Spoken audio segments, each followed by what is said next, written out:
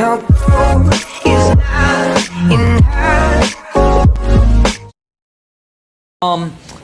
I want to identify a bunch more of these components here. And clutch basket, right? Inner hub.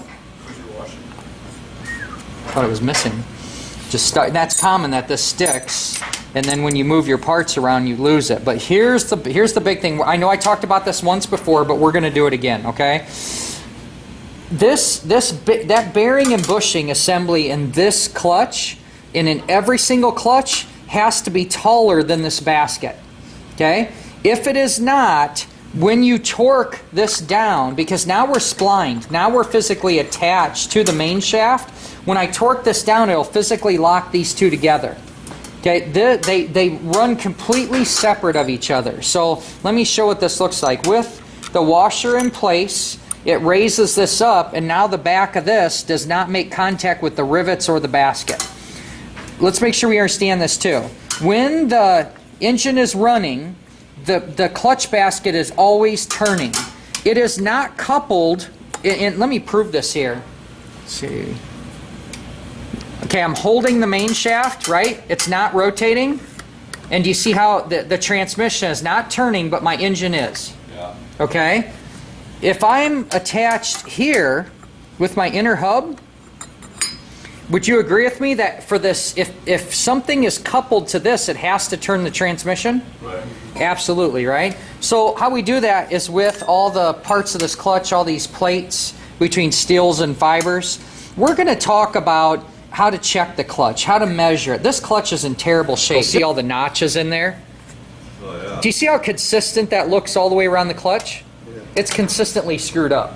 Those are supposed to be smooth as can be, just like they have a perfectly machined edge. Real common on dirt bikes and four-wheelers to be a problem. Okay, so how we assemble this is the hub itself, the back one, is considered a steel plate. You see that?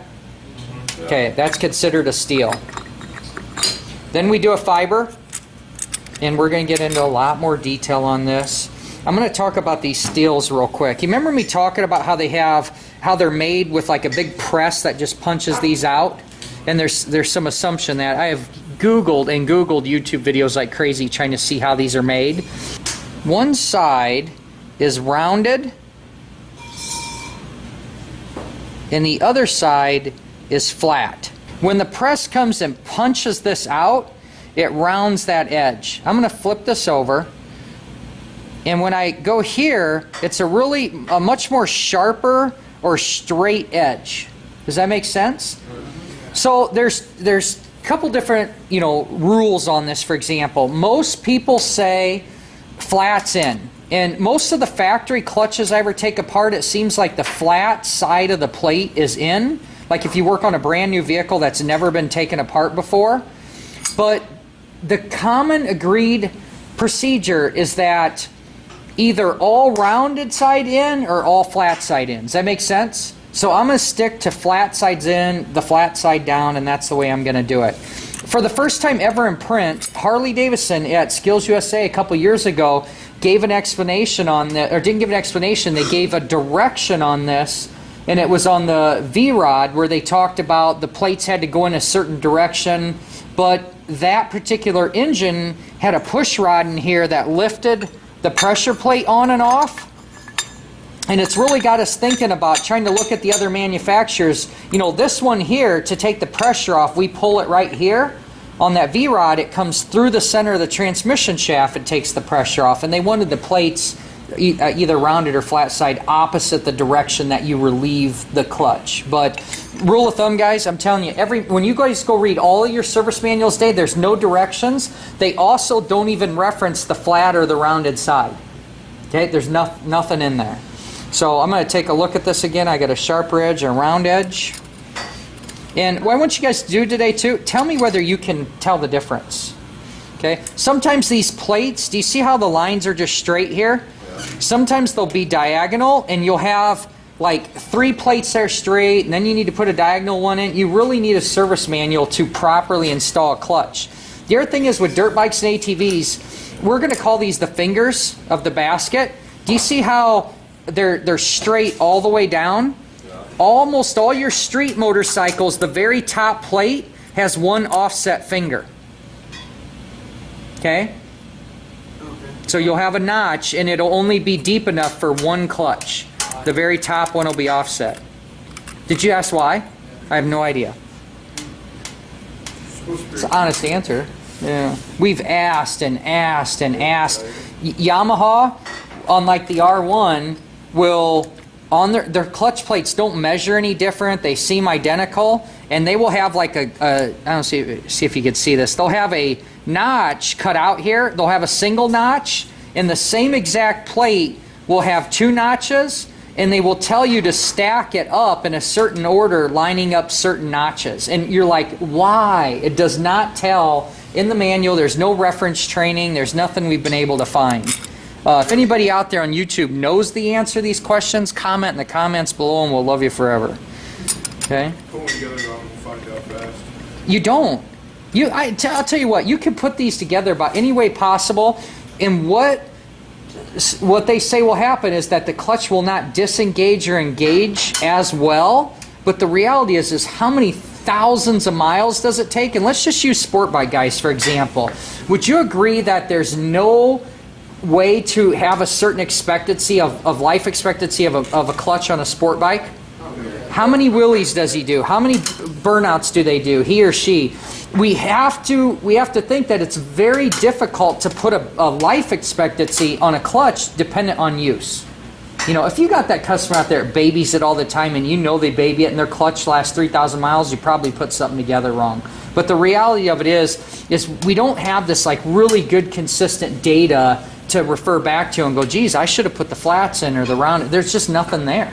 And it will fully function. If you use the wrong oil, we'll tend to get into problems. Anybody have any thoughts on that or idea why? If it's not intended for a wet clutch of a motorcycle, it can stick and actually drag. And when these won't separate, because what's going to happen here, when we put these springs on here and we press this pressure plate to squeeze this pack together, if we have the wrong oil in here, when you take the pressure plate off and create a gap in here so the steels and frictions aren't touching each other, the wrong oil can actually cause those to not want to separate. The pack will want to stick together and it will drag. You can have a bike that just sits for a really long time and the clutch pack will stick together. A lot of times what we do is we just shove the front tire up against the wall of a building, dump the clutch, it'll break the plates apart, and I don't mean break them as in shatter them into pieces. It'll separate that glaze and you go about your way. The other thing I want you to notice here is, did you notice how in this particular clutch how all my frictions were grabbing the outer basket and then my steels grabbed the inner basket? Yeah.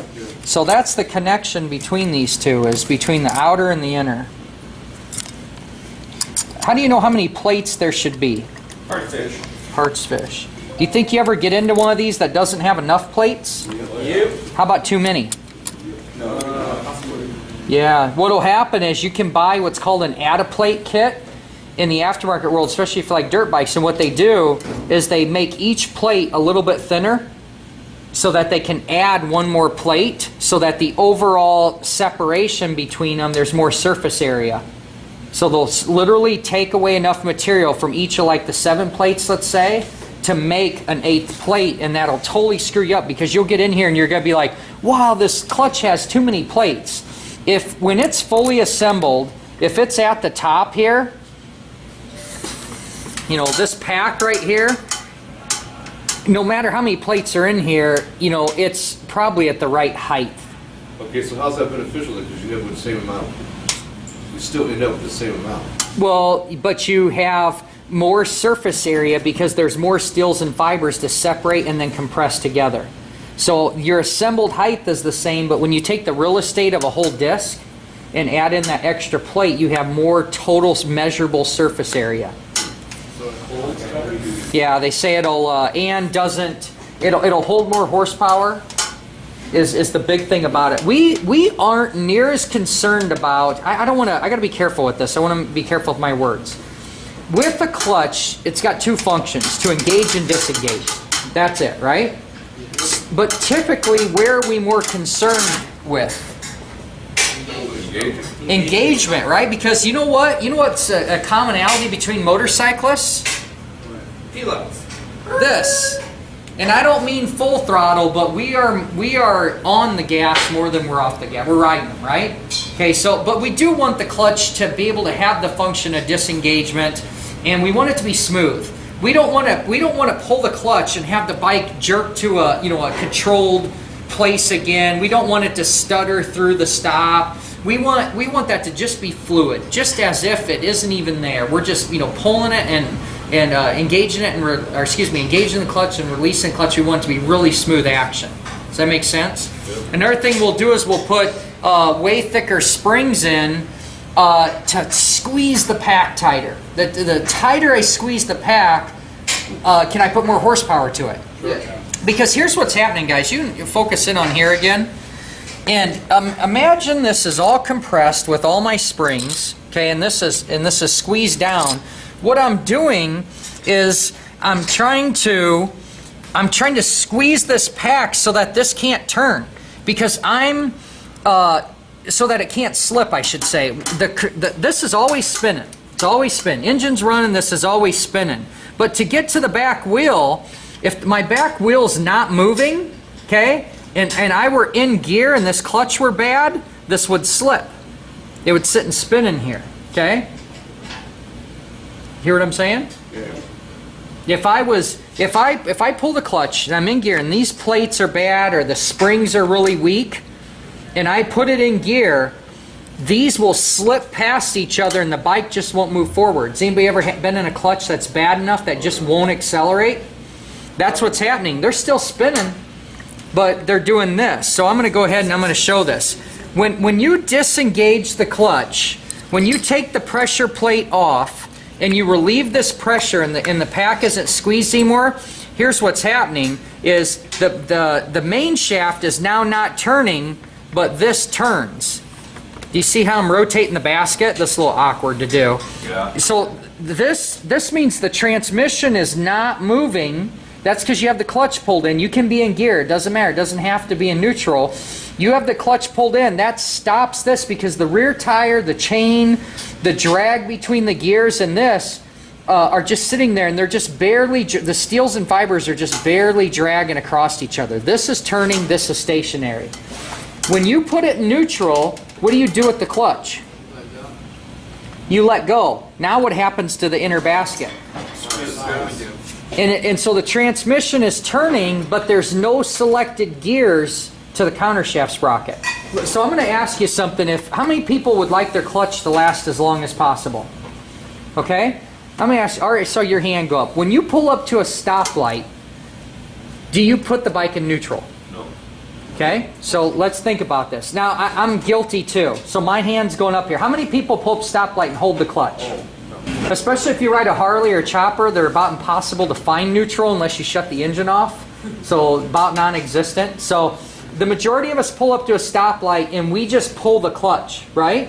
Look at what's happening. When you just pull the clutch, that means the rear tire is stopping the inner hub, and these are spinning and dragging across each other. So if you do a lot of hear me out. If you do a lot of in-town driving, would you agree that person's clutch is going to wear a lot faster? Yeah. If you put it in neutral, they're squeezed. They're not spinning against each other. They're just rotating together as assembly. What happens to clutch life?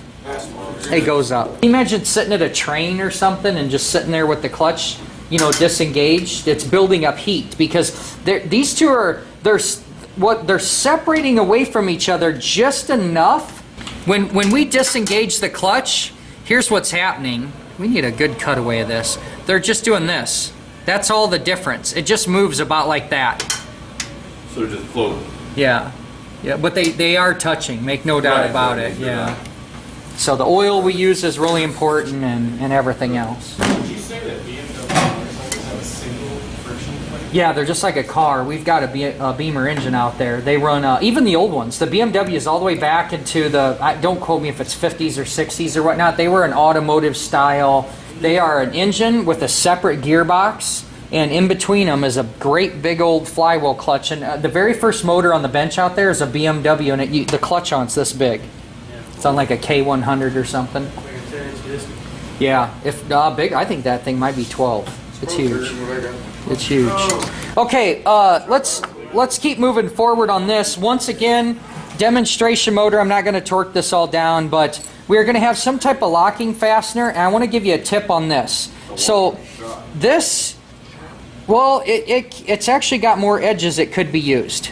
So it's been used on this side. I don't want to reuse this. You can see how wrinkled up the metal is, and we smashed it with a hammer flat. But when I go together with this, I'm going to set this on here. You guys, sometimes, we don't have a lot of room in here, and I don't want to be bending against the clutch basket or trying to pry this up, because once it's in place and your nut is on,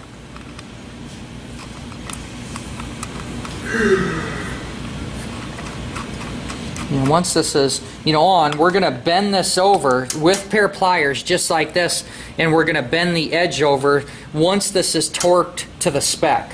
So do you see how, even though it's dinged up on one side, I got multiple other flats to use? Right. So this one is a multi-use washer. But I want to show you something here.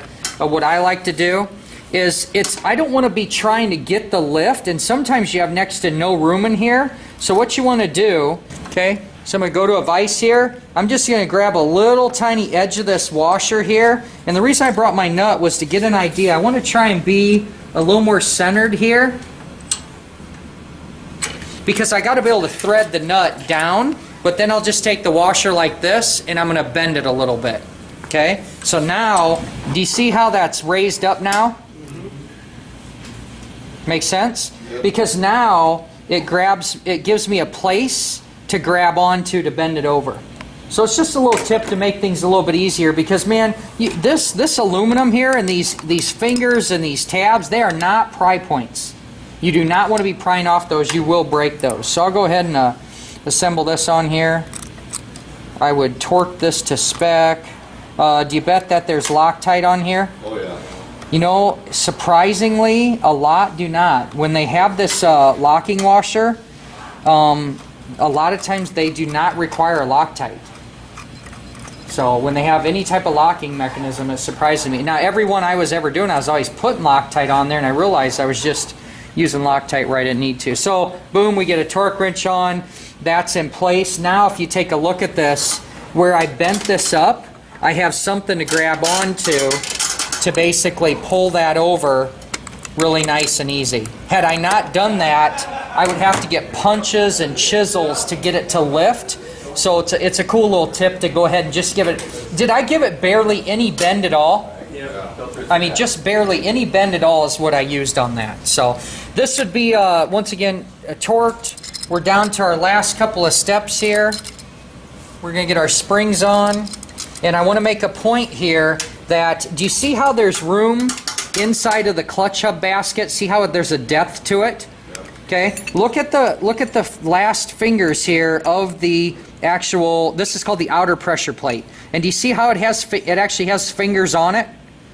So those have to engage. And the reason I'm saying this is there are some clutches out there that you can be off and it won't fully be seated, and it'll give you a false sense that that everything's right. And how you'll know is you'll be able to take the whole basket and you'll be able to do this. You'll be able to lift the whole thing. Okay, so watch, I'm going to go ahead. I don't believe this one, oops, wrong way. I don't believe this one can be put on wrong. My springs go on this side on this here. Getting ahead of myself here. So do you see how the pack, when I suck, I'm going to take that hub and I'm going to suck it up against this pressure plate. Make sense? So on this here, what I like to do is just a couple of turns to get it started. That's it, something real simple here. I'm going to tighten them in a star pattern, but since I'm able to get it going here, go ahead and now we have to measure all of this. How easy do you think these tabs break off? Very easy. They really do. And what breaks them? Yeah, human error. Okay. Okay. Now this is a 5 millimeter and I'm not sure what the thread pitch is, but it's a 5mm fastener. What type of torque do you think this is? It's like 60. Depends on the diameter of your bolt, but yeah, it's going to be small like that, right? 60 sounds reasonable to me. Did you already look it up on your Suzuki? Yeah, that's what. And you had 5mm bolts? Okay. Okay. Think about that for a second. 60 inch-pounds. It is going to be so easy to overdo that, okay? So, I think it's 42 inch. okay. Here I'm going to do it in a star pattern, right? And just basically keep kissing these down and making sure that that basket's engaged. This is not important right now. I'm just going to double verify right now. I'm going to look around the bench, make sure I don't have any extra parts, because I'm really getting to the point of full assembly. And I'm going to look at my clutch cover here. That's good. This is going to engage into my rack and pinion here. Everything's looking good. I have no extra pieces, so I feel good about wrapping this up.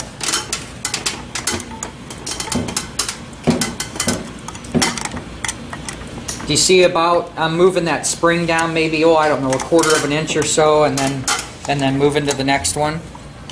These are pretty low tension, so I don't have a lot to worry about. It's not like, if it's the stiffer the spring, less bite for each spring as you tighten it down. Okay, so one of my good friends, there was a student of mine years ago, and he was a B-class motocross racer. He'd done tons of stuff, and he said, so he went to go do his first clutch, and he knew, but he didn't think it was important to do these in a star pattern. It was on a late model YZ250F, and so he takes and he sucks one all the way down and breaks the boss off on the hub, and he goes, oh man, I'm dreading telling Shane about this. He told me to do those in a star pattern, and then when he found out that that hub was like 150 or 60 bucks, then he really learned his lesson. Make sense? Here's what worries me more.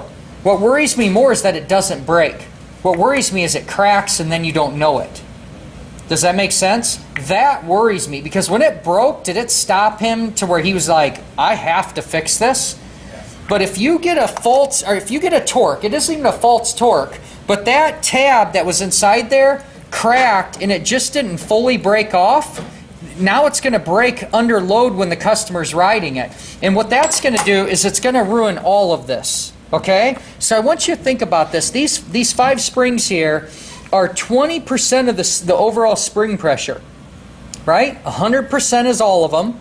So 20, 20, 20, 20, 20 equals 100%. When I break just one of these ears, that makes me have 80% of the force on this side, and it takes the whole clutch and it binds it. Okay, what do you think that does to all the ears over here? What do you think that those steel plates that are on the aluminum hub, what do you think it does to the hub? That binds it really bad. And so the customer complaint is going to be, it's going to start off with the fact that it's dragging, and then what do you think happens next? It starts with dragging.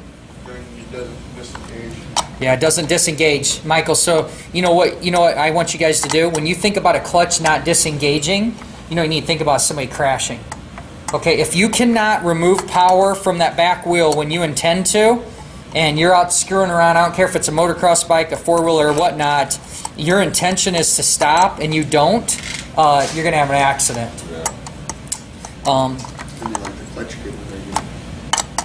I don't like to talk about this stuff too much, but it is a reality. Did you guys hear about the lady that died in Nebraska this weekend on a four-wheeler? 67 years old, I think it was. Her and her husband ran into each other. Yeah, and she was thrown from the ATV and died from her injuries. That was something just this weekend here, and I think it was in Oakland, Nebraska. This stuff is real. I mean, what we do, it's pretty important that we put our attention to detail on our craft here. So that 40 pounds or whatever this is, that's for us. That's not much more than kissing. Does that make sense? This is a common one that entry-level guys will break off, and especially don't go to this. You're going to twist that off. I don't care if it's a 6mm or not. I remember breaking my first one on my race bike on my Ninja back in college, and I have never broke one since. That is a one-time lesson you'll learn pretty quick. There's our assembled clutch. If you guys remember this was part of our governor on this guy. And then when we assemble our clutch cover here, we're going to lube up our seal here. We have dowel pins that this rides on, right? There would be a gasket in here, by the way, too. Something felt like it was binding on me. Okay, there we go. So once I tighten that down, now I can't go fully tight with this because it's meant to have the gasket in there. Does that make sense? So I want to talk about one other thing here. As you're putting this together, if it's binding on you too, you might have to rotate it around to engage the water pump. You remember how there was a gear on that one I just put in, and it has to tab. Some of you are going to have a deal that goes like this. It's going to be like a knife and fork. That has to engage. So you got to look at both sides, look at what you're putting on. Should you ever need a hammer? No, you don't need that at all. The next thing I'm going to recommend here is I'm going to look at my cover, and I'm going to be intentional here. I see that I have two little dowel pins. Very, very common on this because we don't want this cover to be able to move around, make contact with the spinning basket, right? So about every one of these you're going to see some type of locator on there. What we need to do here is I want to kind of intentionally place, do you see how we have the rack here? We're going to insert this in, so I need the teeth of the rack facing the right way to grab onto this. If I was here, is it ever going to work? No. No, okay? Now another thing that's just plain going to make this easier is getting some lube on there. Does that make sense? Now watch what I do here. I'm going to get it eyeballed up.